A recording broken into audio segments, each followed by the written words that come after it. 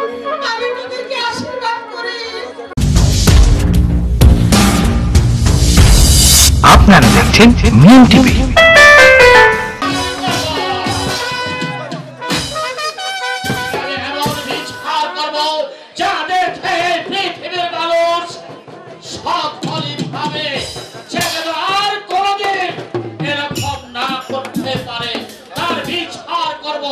সামান্য একটা পত্রিকা আমার বিরুদ্ধে সে বিদ্রোহ ঘোষণা করেছে, আমার আদেশকে অমান্য করেছে।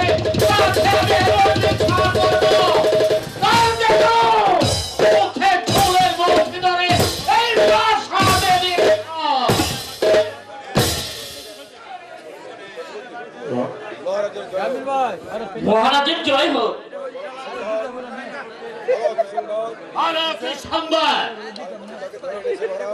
কাল কিন্তু তাকে ধরে এনেছে মহারাজ, কাকে ধরে এনেছে মূর্খা? ওই পতিতা নারীকে বেশ করেছে। তাকে আমি বুঝিয়ে দেব যে মহারাজ উদয় সিনহাকে অপমান করার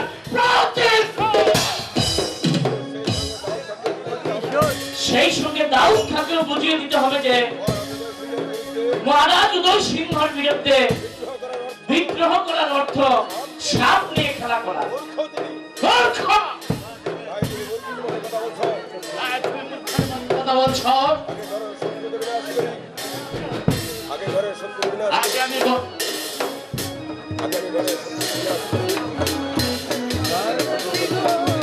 আগামী ঘরের শত্রুকে বিনাশ করি, তারপর হবে দাউদ খার পালা।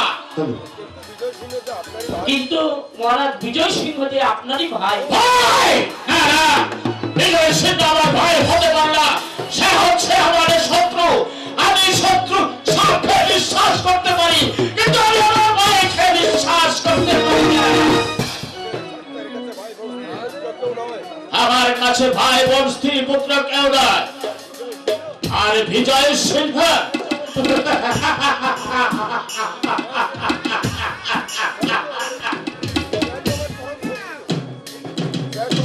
হচ্ছে আমার পরম শত্রু। ছোড়া পশুপতি, আমি বরং সাপকে বিশ্বাস করতে পারি, তবু এই বিজয় সিংহকে নয়। কি বলছেন মহারাজ? হ্যাঁ হ্যাঁ, আমি ঠিকই বলেছি। আমি গুপ্তচরের মুখে শুনেছি দাউদ খানের বিরুদ্ধে বিদ্রোহ ঘোষণা করেছে এক বিজয় সিংহ, আর রাজ্যের সবাইকে আমার উপর খেপিয়ে তুলেছে।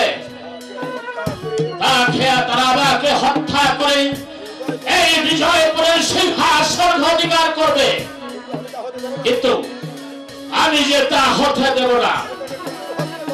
আমি কঠোর হস্তে দেব। সেই কথা তো পূর্বে আমি বলেছিলাম মহারাজ, তখন আপনি আমার কথা বিশ্বাস করেননি। এখন তো ঘরে বাইরে চতুর্পাশে আপনার শত্রু, এখন আমি কোন দিক থেকে কোন দিক রক্ষা করব মহারাজ? তাই তো বলছে পশুপতি, আগে ঘরের শত্রুকে বিনাশ করি, তারপর বাইরের শত্রুকে আমি বিনাশ করব। আপনার বিরুদ্ধে আরো একটি অভিযোগ আছে মহারাজ। কি অভিযোগ? তুমি নির্ভয়ে বলো। সে রাজবংশের অমর্যাদা করে এই পতিতা শিবানীকে বিয়ে করতে চেয়েছে, তাই নাকি?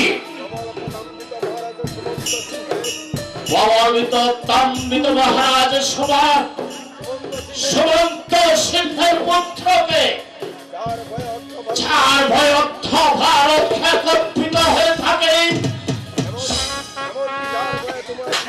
এমনকি আমার ভয়ে তোমার পিতা পর্যন্ত এই রাজ সিংহাসন ছেড়ে সে পিছনে গিয়েছিল। তাই তো বলছি মহারাজ, এই গুরুতর অন্যায়।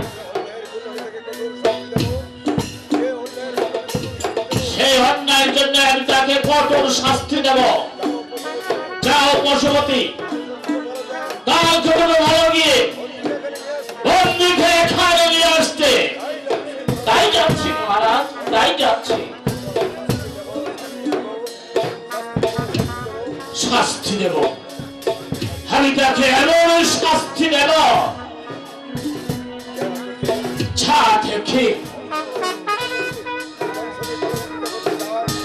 যে আমাকে কলঙ্কিত করতে চায় আমি তাকে সিংহাসনচ্যুত করব। আমি তাকে এমন শাস্তি দেব।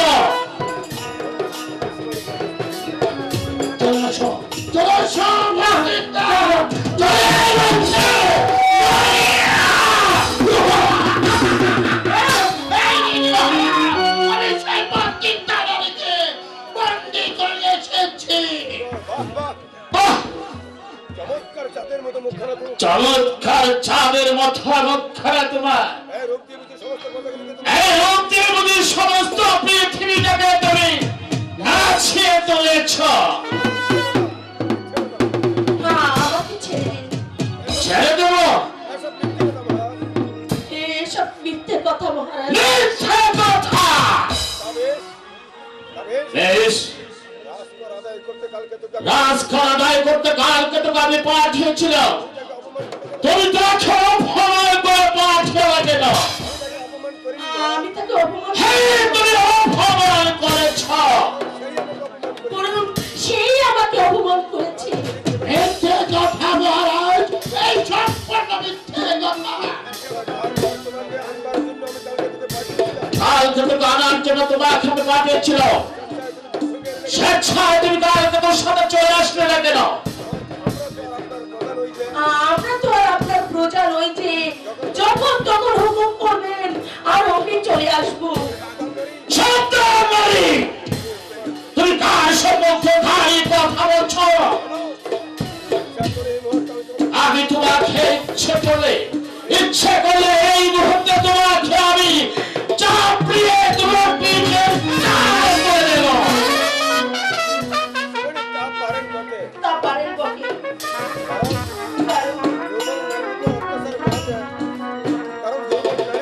কারণ দুর্বল নারীর উপরে যে আপনাদের অত্যাচার তার একমাত্রই শোভা পায় আপনার সাবধানকারী।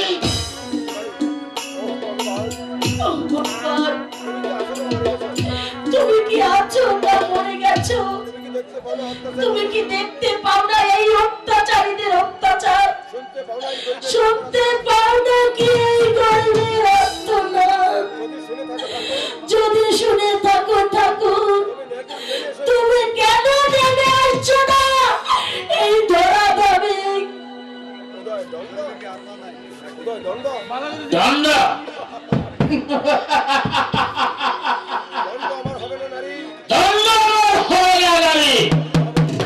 দণ্ড হবে তোমার। শোনো নারী, তোমার বিরুদ্ধে আরো গুরুতর অভিযোগ আছে। তথ্য দাও, কেন তুমি আমার বংশকে কলঙ্কিত করতে চেয়েছ? তোমার এই সুন্দর রূপ বিস্তার করে তুমি এই সমাজটাকে পাগল করে তুলেছ। কেন তুমি ব্রাহ্মণ হয়ে আকাশের ছাদকে ধরতে চেয়েছ?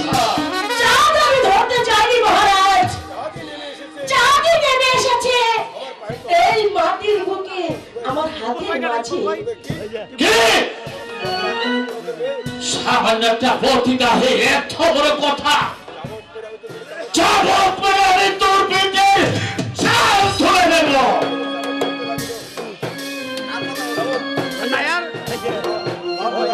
মারুন, মারুন, আমাকে মারুন, যত খুশি মারুন। হ্যাঁ, আমি তোকে এই মুহূর্তে চাবক মেরে তোর পিঠে ছাল ধরে নেব।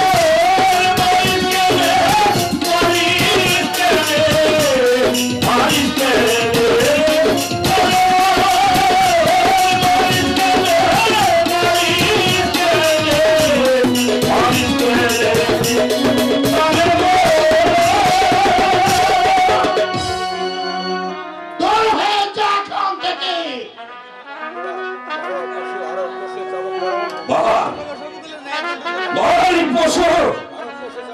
আলো আলোক কোষে চালক মা মনে রেখো রাজা, সত্যের অস্ত্রের জল সতীরের অস্ত্র জল কখনো মিথ্যা যাবে না, কখনো মিথ্যা যাবে না, কখনো মিথ্যা যাবে না।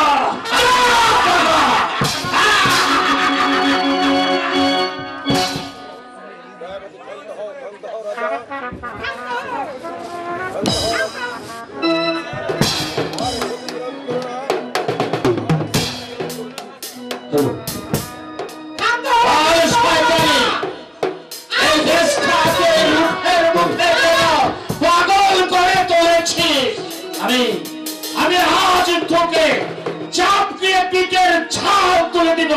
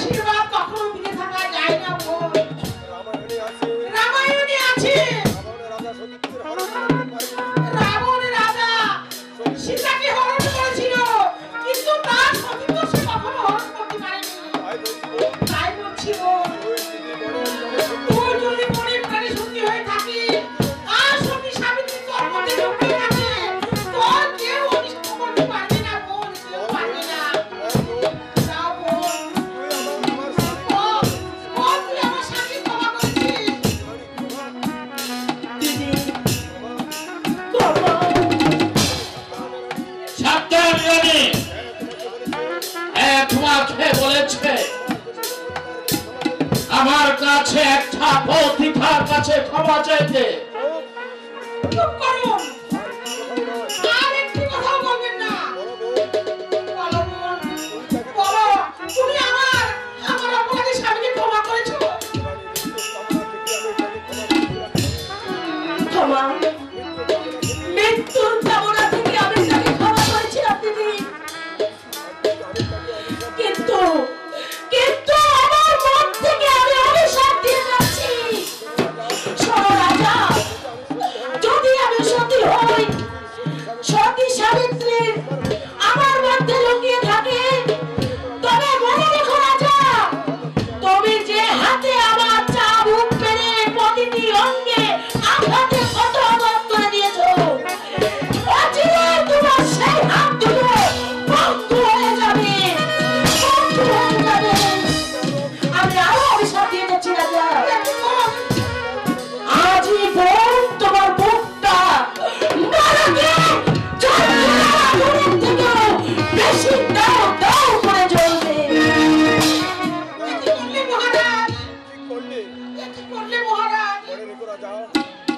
মনে রেখো রাজা, মনে রেখো রাজা, সতীর অভিশাপ কখনো মিথ্যা যায় না। শিবানী, শিবানী, শিবানী, শিবানী, শিবানী, কোথায় শিবানী?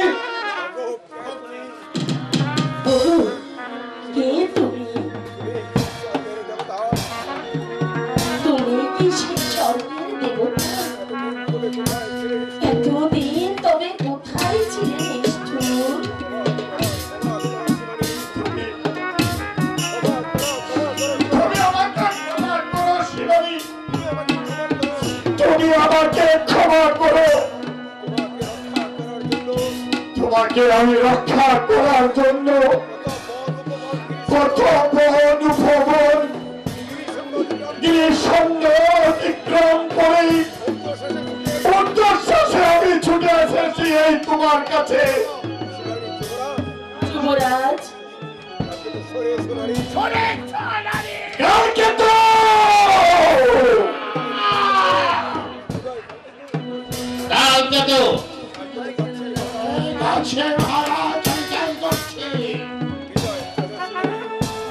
তুমি চলে আসো, চলে এসো শিবানী।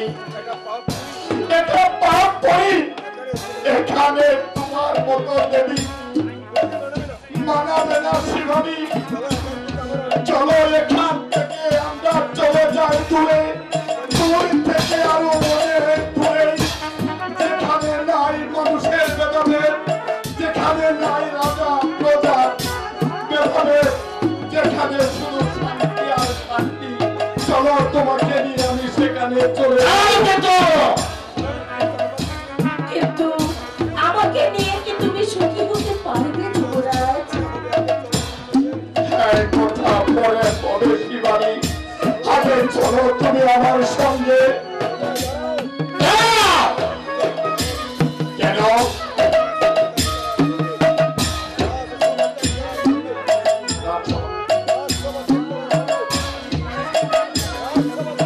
রাজসভা ত্যাগ করার পূর্বে মহারাজের আদেশ নেওয়া যে দরকার। কে মহারাজ? হ্যাঁ, আমি মহারাজ। মানি না, মানো না। মানি না, আমি মহারাজ। মানি না, না, কারণ কারণ এই সিংহাসন দেখা তোমার প্রাপ্য নয় দাদা, আমারও প্রাপ্য। তাই এই সিংহাসন ত্যাগ করার পূর্বে আমি কারো অনুমতি নেওয়ার প্রয়োজন মনে করি না। তাই তুমি রাজার আদেশ অমান্য করবে। করব বই কি? যাকে আমি রাজা বলে স্বীকার করি না, সেখানে তার আদেশ মানা না মানা সেটা আমার ইচ্ছা দাদা। বিজয়, বৌদি,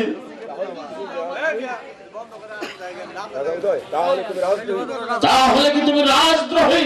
রাজদ্রোহী হতে যাবো কেন দাদা? তুমি যদি দুষ্ট চরিত্রহীন রাজকর্মচারীদের দিয়ে প্রবচনায় আমাকে বিশ্বাস করতে পারো না, তাই বলে আমাকে অস্বীকার করো, তাহলে আমি তোমাকে রাজা বলবো কেন দাদা? তাই বলে অস্বীকার করবো, রাজা বলে অমান্য করবো, তার বিচিত্র কি আর দাদা? সাবধান, সাবধান বিজয়। আর সম্মুখে দাঁড়িয়ে কথা বলছিস, এখনো ভাবতে পারিস নি? তুমিও সাবধান হও দাদা, তুমিও স্মরণ রেখো দাদা। এতদিন যে বিজয়কে তুমি দেখেছ, সে বিজয় ছিল শান্ত সভ্য, মূর্তি রামের ভাই লক্ষণ, যুধিষ্ঠির ভাই অর্জুন, অঞ্জন ভাই ঘোষ, যুদ্ধে সে হাসত। আর সেই বিজয়কে তুমি দেখেছ, সেই বিজয় লক্ষণ চরিত্রহীন একটা চরপশু। শান্ত হও, শান্ত হও বিজয়। আমি তোমার দুটি পায়ে ধরে বলছি, তুমি শান্ত হও। অসহ্য আস্ফলন কালকে তো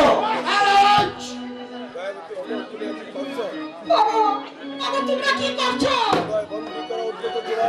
বন্দি করা উদ্যত যুবককে। আমি তাই করছি মহারাজ, এই যাচ্ছি। আমার অনিচ্ছায় তুমি আমাকে বন্দী করবে, এত বড় শক্তি তোমার হয়েছে, আরো ক্লিয়ার করে রেখো দাদা।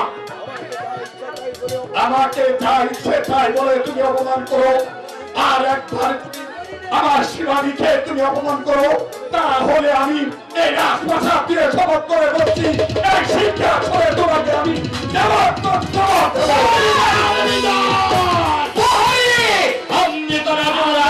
কথা উচ্চারণ করে আমি তোমাকে এই মুহূর্তে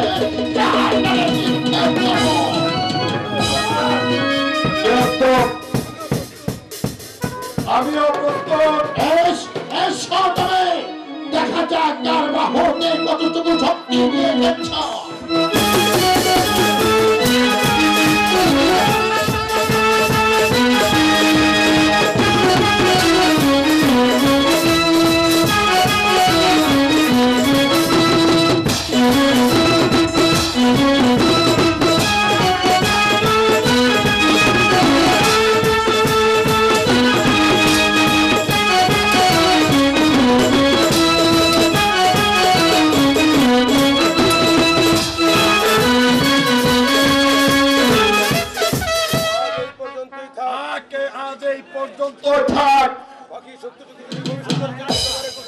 বাকি শক্তিটুকু তুমি ভবিষ্যতের জন্য রেখে দিও, কালকে তো তখন আমি দেখবো তোমার কতটুকু শক্তি আছে।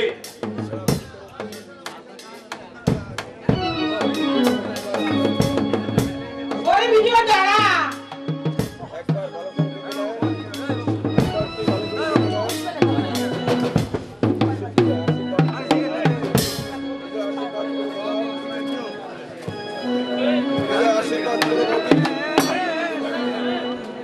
তুমি আমাকে আশীর্বাদ করো বৌদি, সত্যিনের পথে থেকে আবার যেন আমি তোমার কুলে ফিরে আসতে পারি বৌদি। শিবানী, প্রণাম করো তুমি এই মহিষ্য নারীকে।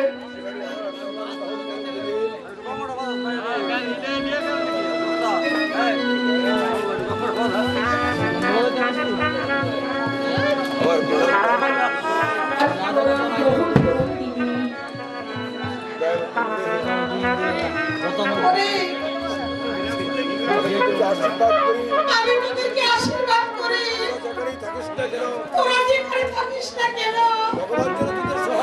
ভগবান যেন তোদের সহায় থাকে। তুমি চলে এসো শিবানী। বৌদি, আমরা বিদায় নিয়ে চলে যাচ্ছি, যাবার পূর্বে তোমাকে একটা কথা বলে